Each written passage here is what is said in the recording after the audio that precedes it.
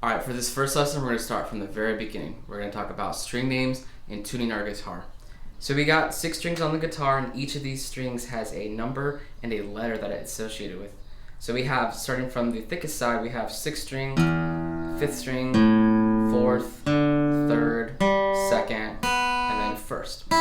And we usually start counting from the thicker side because when we strum chords, or we play a lot of other guitar parts, we start from that side as well.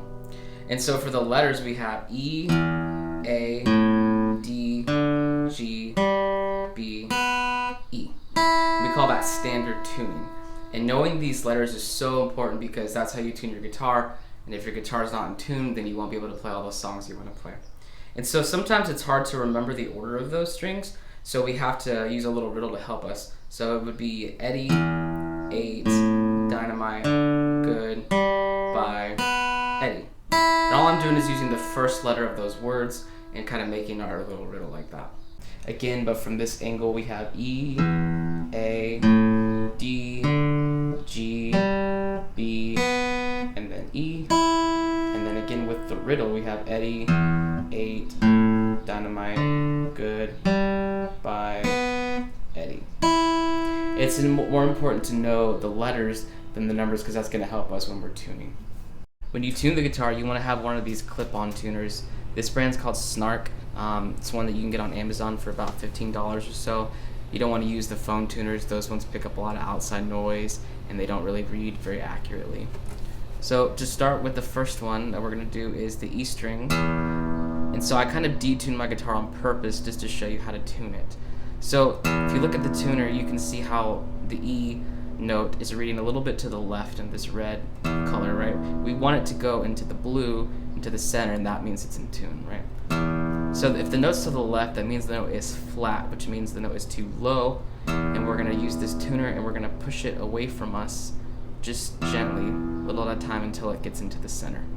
And so I passed it a little bit, so I'm gonna go back, and now we're in tune again. So next one we know is gonna be A, and that note is too sharp, which means the note is too far to the right. So we are going to go the opposite direction this time and pull it backwards until we get to the center, which is in tune. Alright, next one we know is D. So that note is to the left, which means it's flat again. We are going to push away from us and raise the note until we get to the center. And again, just small turns.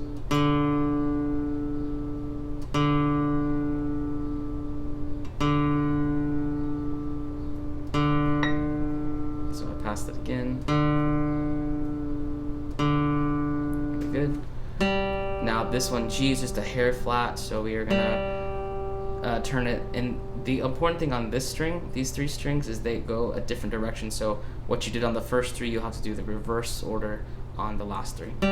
So this one is flat. We're gonna pull it towards us to raise it.